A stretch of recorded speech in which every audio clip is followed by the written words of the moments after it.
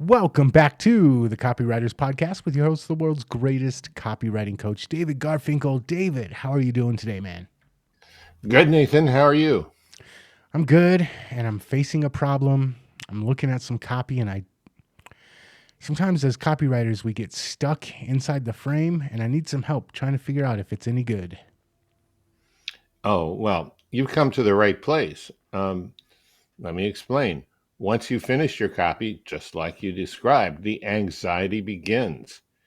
And it almost always boils down to the answer to this question: how good is this copy, really?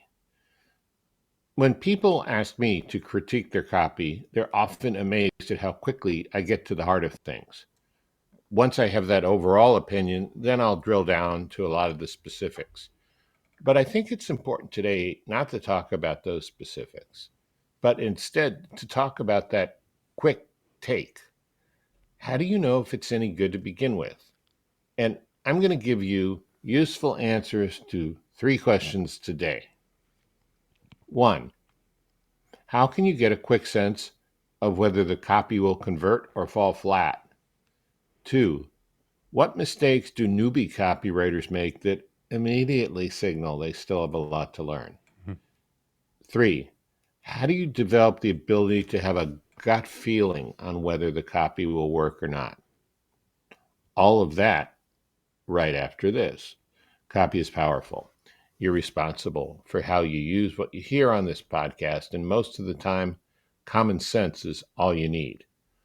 But if you make extreme claims and or if you're writing copy for offers in highly regulated industries like health, finance, business opportunity, you may want to get a legal review after you write and before you start using your copy. My larger clients do this all the time. So recently, on the AI Copywriting Mastermind with Jason Parker, I gave a class on 20 questions you need to be able to answer to really know if your copy is going to work or not before you test anything. It was brutal and exhausting to give that class, and it took much longer than, of course, we have on today's show. What I did for this podcast was pick the three best questions so you can get a good start on developing and internalizing a sense of what good copy looks like when you first review it, even if it's your own copy right after you've completed it. Okay, let's start with the first question. How do I get a quick sense of whether copy will convert or fall flat? How do you know if your copy is any good? Well, to get us rolling, I'd like to turn to one of the greatest sources of Western wisdom, Aristotle. He said, "Well begun is half done." Of course, he said it in ancient Greek, but still, see, there's a lot to check when you want to make a quick judgment on whether copy is likely to work. But there's one quick trick I use all the time to know if it will fail or if it has a good chance of succeeding. And this is all about the headline in the lead. Now, I can't definitely tell if it will succeed this way, but I have a pretty good idea.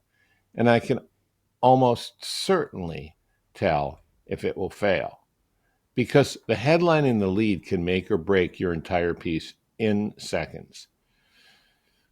The headline is responsible for about 80% of your copy's success. It needs to be interesting, grab attention, and speak directly to your audience.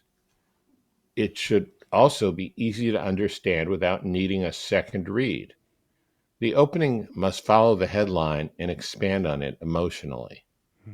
If your headline talks about the heartbreak of moderate to severe plaque psoriasis, your opening should also talk about psoriasis, not something entirely different like alternate guitar tunings. Staying on track helps keep your readers engaged. Another thing I look for right away is whether or not there's any empathy in the first few lines. Does your copy show you understand your readers' feelings or problems? Without this connection, even well written copy can fall flat in a hurry. Also, Your copy should have a clear, focused message from the start. If it jumps around too much or tries to say too many things, it will lose the reader. By checking these things in the first few seconds, you can quickly tell if your copy has a chance to work or if it's doomed. Okay, here are a few more things for that quick initial check. Immediate relevance and specificity. That is, your copy needs to grab attention right away by being relevant and specific. A simple way to look at this is like fishing. You need the right bait to catch the right fish. Compare these two openings. How to improve your overall feeling of well being, or back pain can make getting out of bed the worst part of your day. Mm. The second one is specific and directly speaks to a problem, and that's what you want to do. Look at it this way. If your headline could apply to any product, it's probably too generic. You want your reader to think, yes, that's exactly my problem, the minute they see your headline. To make this happen, get to know your prospects inside and out. Find out what's on their mind during the day, what keeps them up at night, what's their biggest frustration. Use this information to put together a headline and opening that really speak to them. After all, your competition is not just other businesses. These days, you're also competing with cat videos. Hmm. Even on Copywriters podcasts, sometimes there's a cat videos, influencers, and a million other distractions. Your copy needs to break through that noise instantly. It's got to. All right. Second thing, drilling down a little bit on this first glance assessment, is emotional resonance and authenticity. Oh, there's the cat. Another thing I'm looking for right away.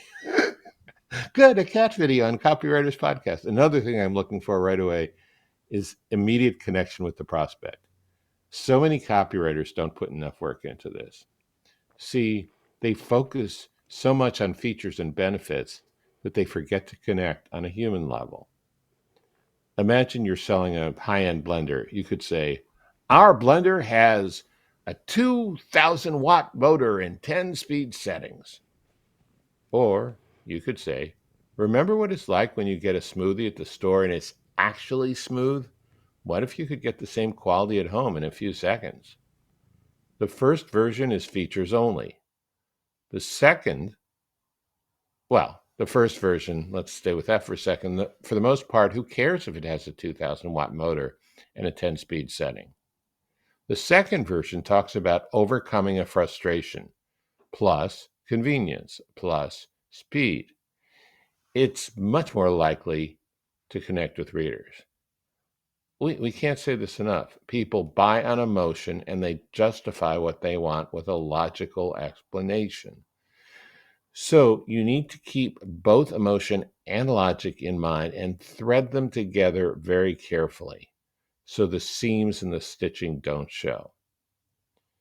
Here are a few tips to add emotional resonance and authenticity to your copy. Use sensory language to help the reader visualize. Tell a relatable story. Be honest about what your product can and can't do. And finally, think of your copy like a conversation with a friend. If you were talking to a friend about your product, you wouldn't start by listing features. You'd talk about experience, maybe your own, maybe theirs. By focusing on relevance and emotional resonance, your copy will engage your reader and have a good chance of being read all the way through, which is ultimately what you want. Okay, before I move on to the second question, what are your thoughts? I was just thinking of the 80-20 rule where they say 80% of the results come from 20% of the effort. And you mentioned the headline in the lead often is 80%, even though it's only a small fraction of the overall sales piece.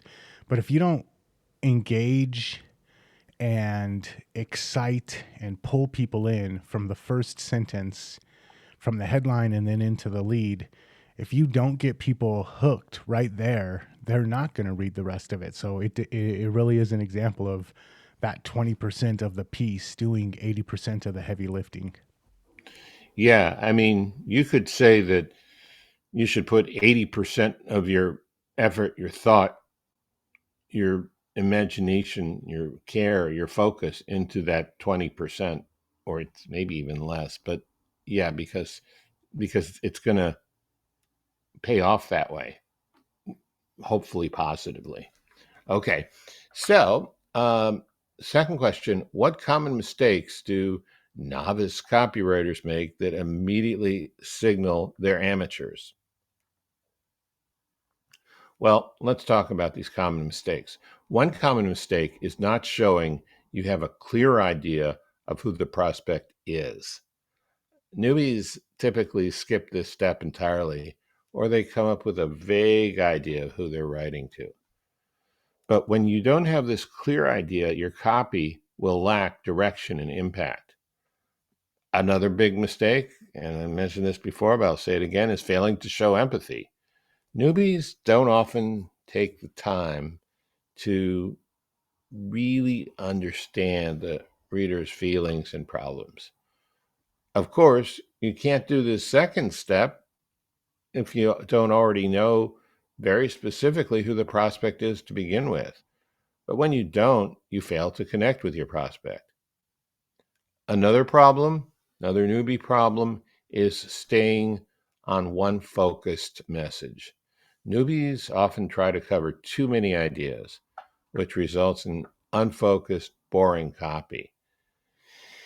And they often use either weak transitions between different sections of the copy, or even worse, they use no transitions at all. Instead, they'll jump from one point to another point abruptly, and this disrupts the flow. Finally, many beginners either do a piss poor job of presenting the offer, or they neglect this part of the copy altogether. And seeing as after the headline and opening, a strong, compelling offer is probably the most important part of your copy. Most important, meaning the one that's going to determine whether you get the reader to take action or not. Falling down on your offer is a major problem. So let's dig deeper, not on offer specifically, but more rookie problems in copy that show up right away. Jargon and buzzwords. You can spot a beginner's copy in an instant by the overuse of jargon and buzzwords. Maybe they think using $100 words will make their writing sound more professional or intelligent, but it rarely works. Usually, it just confuses the reader and reduces the possibility of understanding. You could say it like this: our cutting edge synergistic solution optimizes your business's processes. Or you could say it like this: our easy to use software helps you get more done in less time. What the hell does cutting edge synergistic solution mean anyway? It could mean anything. You would be surprised how often stuff like that makes it into copy, though. Oh, I know. I know. I mean, that's why we're bringing it up. I mean, there are a lot of people who are pretty good at other things who are just terrible at writing copy. And that's why I say beginning copywriter. I mean, even if someone's been doing it for decades, if they're writing like that, they're still a beginner as far as I'm concerned. Um, yeah, the second sentence, our easy to use software, doesn't sound sophisticated or cool or clever. Our easy to use software helps you get more done in less time, but it gets the job done, right? It tells prospect what it helps them to do, getting more done in less time. Plain and simple, and very effective. One way to get there, to get to this simplicity and this jargon free copy, is to use this question: could a reasonably intelligent 10-year-old understand it? When I'm talking to mentoring clients who've fallen into this trap, and it's easy to fall into, it's so easy to fall into. I don't blame people for falling into it because it's hard to remember sometimes. But if they have kids, if they have a 10-year-old, I say, I remember this one client, you know, world expert in a very arcane technical subject, high value subject. And I said, he had a 10-year-old kid. I said, how would you say this to a 10-year-old kid? And all of a sudden he got it. I'm not sure it stayed with him, but he got it. And so can a reasonably intelligent 10-year-old understand it? If not, rewrite it until it's just that clear and simple. And if this is overwhelming to you, break it down this way. After you write, go through your copy and circle any words that risk sounding overly technical or buzzword heavy. Then, one at a time, ask yourself if there's a simpler way to do this, say the same thing. For example, instead of leverage our innovative solutions, you could say use our cutting edge tools, right? Everyone can understand the second one. A lot of people can't understand the first one. Replace anything that comes across as hazy or hard to understand with words that clearly explain what your product or service does and how that benefits the reader. This will make your copy much more effective and relatable. Another tip is to imagine you're explaining the product to a friend or family member, someone who doesn't work in your industry. If they wouldn't understand it, chances are your prospects won't either. Now, here's the asterisk, here's the footnote. A lot of people say, well, my prospects are sophisticated. They can figure it out. Yes, they can figure it out. But when they figure it out, they get out of that, they get off that emotional train that is moving toward, yeah, I think I'd like to find out more. Or, yeah, I'd like to do this. Or yeah, I'd like to buy this. Or yeah, I'd like to talk to someone. They move off that emotional train into their prefrontal cerebral cortex, their left brain, their logical mind, the part that doesn't have any emotion or any motion. And so you break the momentum that you were building up. Not good. Okay. Another thing that newbies do is focusing on features instead of benefits. And more advanced copywriters make this mistake too sometimes. They think that the features are so amazing by themselves that it is self evident how important and useful and valuable those features are. So the natural inclination is to simply go from describing a feature, what something is, into a benefit, what something does. But sometimes even that's not enough. Sometimes you want to go beyond describing what a product does to a more compelling benefit statement that explains why a product's ability to do this thing matters to a customer, how it will improve their life. But sometimes copywriters just list simple features and leave it to the prospect to figure out why those features are important, and that's a bad idea. Take these two approaches as examples. First one, our software has 37 report templates versus get the insights on key issues through smart analysis. This will help you make more good decisions quickly, decisions you need to make to grow your business. Okay, so 37 templates sounds like the name of a dystopian Silicon Valley movie. But the statement about insights, analysis, decisions, and growing your business, that talks to a qualified prospect where they live. To avoid the risky rookie mistake of dull features and empty benefits, for every feature or benefit you list, ask yourself, so what? Make sure you come up with an answer that would satisfy the most hesitant prospect. Let's say you're selling a smartphone with a high resolution camera. Don't just say it has a 12 megapixel camera. Instead, say something like, capture those moments in stunning detail so your memories look just as beautiful as you remember them. See the difference? The focus shifts from technical specs to how those specs enhance the customer's experience. So, bottom line here is translate every feature into a benefit that directly speaks to the customer's needs and desires and experience.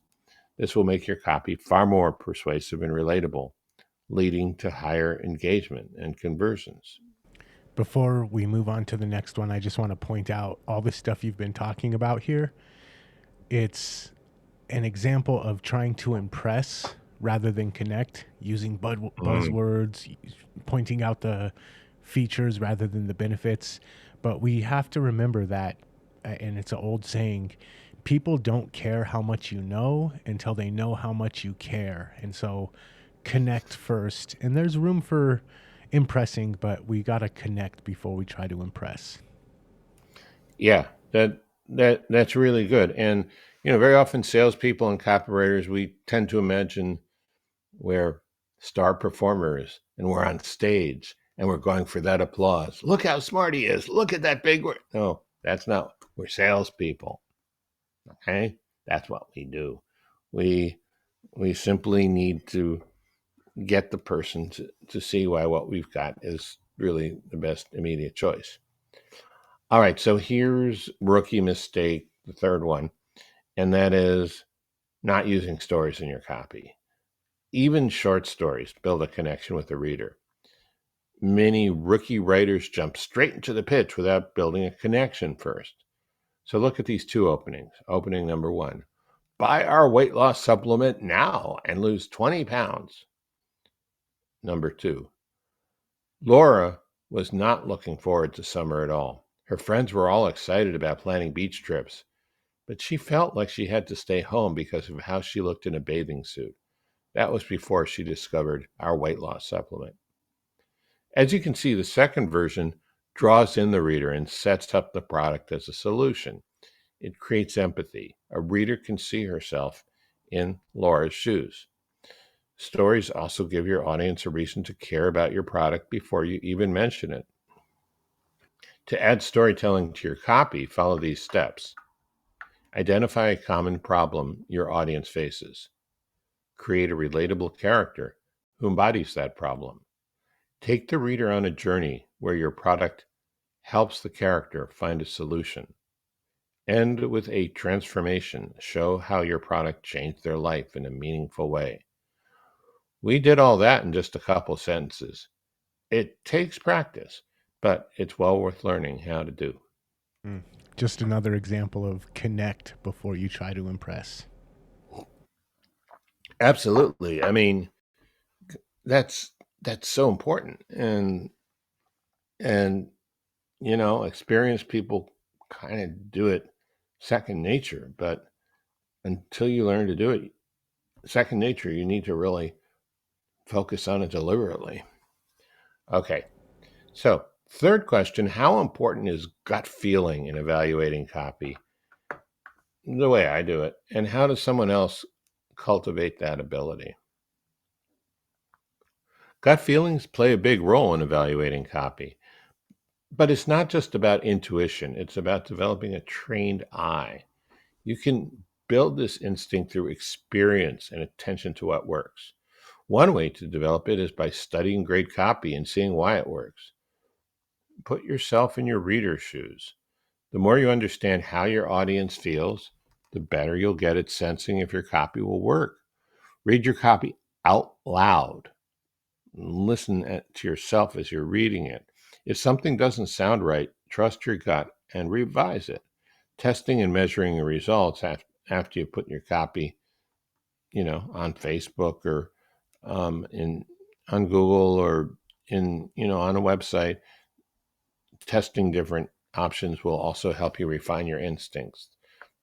Okay, so here are some tests you can do, in your head, just reading it, not tests actually using metrics on the web. Okay, first, the emotional resonance test. Gut feeling is like a tuning fork for emotional resonance. It's that sense of whether your words will connect with the reader or fall flat. And, as we've said already a few times, great copy is about making an emotional connection. So here's an exercise to sharpen this instinct. Pick a piece of copy you've written, read the first line out loud, then close your eyes and ask yourself, if I were the reader, how would I feel? Be honest with yourself. If you're Gut says it's not compelling. It probably isn't. Another part of gut feeling is what I call the clarity compass. This is the internal sense that tells you if your message is clear or confusing. Think of clear copy like a clean window. Your reader should be able to see the message without noticing the words. To hone this instinct, try this. Write your copy, then step away from it for a day. Come back and read it with fresh eyes. If you find yourself explaining it in your head, mark that section. That's where your clarity compass is telling you something's off. Before we jump into the next one, Yeah, you and I both have a hobby of making music. It was my first business, actually, was in the music industry. yeah. And one of the things that that we ran into frequently was ear fatigue. If you're in the studio and you're at the end of an 8-hour jam session, you start to lose the ability to hear things that would stick out otherwise. And so after a recording, after our final mix for it, before we master it, we would step away, take a couple days, and then come back, listen to it in the car stereo or listen to it over monitor speakers at a different stereo in a different room. And then you would be able to pick things up that you weren't able to pick up at the end of an 8-hour recording session. And so, same thing with copy. If you're spending 4 hours writing some copy and you get to the end and you're like, yes, the piece is finally done, take that break, come back to it with fresh eyes, and you'll notice a lot of stuff that you weren't able to even see after 4 hours of creating it. Coach Vince Lombardi, one of the great football coaches, said fatigue makes cowards of us all. And I mean, it's more than being brave or being fearful. It's about having, full access to all of your resources. And so, yeah, there is this inclination a lot of us have, and I've felt it at times, to be a hero, to keep going no matter how tired you are, no matter how much pain you're in. Um, Works great in a movie. Um, Works great when you're saving people's lives. Doesn't work so great when you're creating copy or music or anything that needs to be looked at sort of dispassionately or listened to, you know, with a little bit of objectivity. Yeah, let's move on to the last one now. All right. The authenticity alarm. This last part of gut feeling is what I call the authenticity alarm. This is your internal bullshit detector.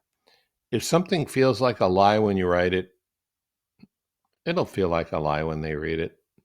Your best protection against doing this is writing from a place of genuinely wanting to help your reader. If it feels off, revise it until it feels true. Remember this too. Authenticity isn't about being perfect. It's about being real. And in the end, gut feeling is about developing these three instincts: emotional resonance, clarity, and authenticity. It's not some mystical sixth sense.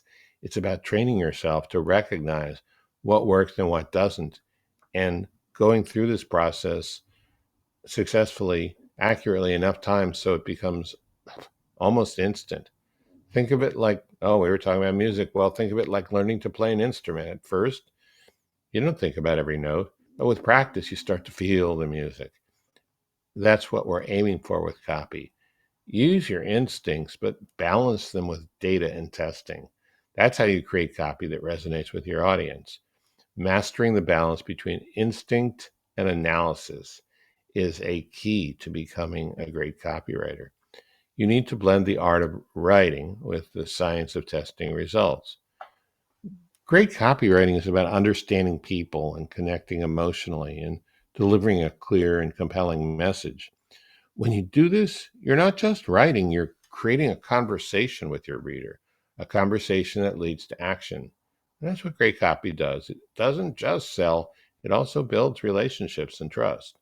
So learn how to do that, and you'll be in great shape.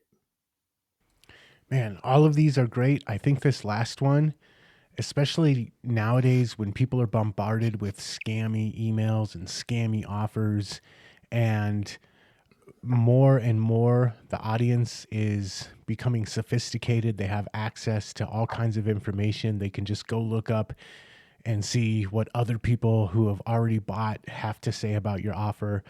That tiny little red flag of inauthenticity, if it even just tickles them just a tiny bit, it's going to raise that skepticism red flag, and they're going to be off looking for reviews. And so that last one is so powerful, because if you don't get that right, you're going to have people leaving your sales page a third of the way through and possibly never coming back. And so just a great way to finish off the show. Thanks. Yeah. So remember, that was 3 out of 20, and you can get the full class as well as a lot of actual AI agents that write copy for you, and even more in the AI copywriting mastermind, which Nathan and I are both in, and Jason Parker created. So we'll leave a link for you in the show notes for that class. And I'm going to just finish it off with this. Some of the AI stuff that we've been creating in that mastermind blows my mind and is amazing, but it still only gets you about 95, 96% of the way. And a lot of times what I'm finding is you need this magic eye that we've been talking about, this ability to look at copy and have a gut instinct of, is this going to work? Is this not going to work? Because the AI can do some amazing stuff, especially if you massage it correctly. But I'm still noticing, as I'm seeing more and more people use AI, I'm still noticing, if somebody came to me with this right there, and right there, I would have had some red flags go off. And intuitively, after years and years of studying and writing, you start to pick up on these things naturally. But if you're just jumping in and hoping that AI will be able to be a master copywriter for you, you need these three that you went over, but also there's a couple other things that are very important as well. And yeah, you did just recently go through a full class on how many of them? 20 plus? 20. 20. Okay. Yeah. So if you dug this episode, definitely check out the AI copywriting mastermind. David is in it. I'm in it. Jason Parker's in it. It's amazing every week. And man, just a great episode. Thanks, David. Oh, you're welcome. Thank you, Nathan. All right. And final plug, if you want to get a quick link to go find out more about the mastermind, you can find it in the show notes. And the show notes for this episode will be over at copywriterspodcast.com. And until next time, we will catch you later. Catch you later.